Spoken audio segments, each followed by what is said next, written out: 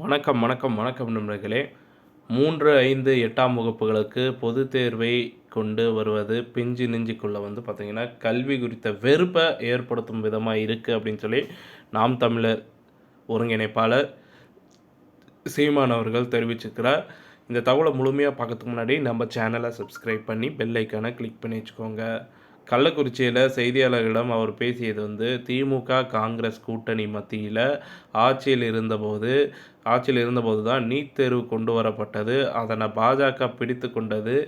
NEET தேர்வு சரியான மருத்துவரை உருவாக்குமா என்று கேட்டால் அதற்கு பதில் இல்லைங்க. அமெரிக்காவில் உள்ள ப்ரோமெட்ரிக் என்கிற தனியார் நிறுவனம் ஏன் நீட் தேர்வை நடத்துகிறது என அண்ணாமலை விளக்க வேண்டும்.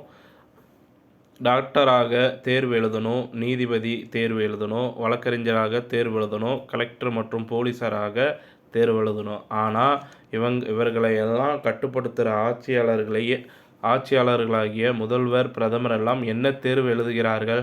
ஆட்சிக்கு வரக்கூடியவர்கள் எந்த தேர்வும் எழுத தேவையில்லையா? கல்வி கட்டமைப்பில் முதலிடத்தில் இருக்கும் தென் கொரியாவில் 8 வயதில்தான் முதல் வகுப்பில் சேர்க்கிறார்கள்.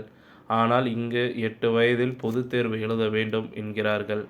3, 5, 8ஆம் வகுப்புகளுக்கு பொதுத் தேர்வு கொண்டு வந்தால் பிஞ்சு நெஞ்சுக்குள் கல்வி குறித்த வெறுப்பை ஏற்படுத்தும் விதமாகிவிடும்.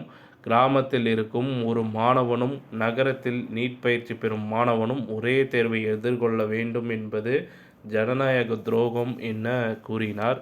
இத்துடன் இந்த செய்தி தகவல் முடிவடைகிறது.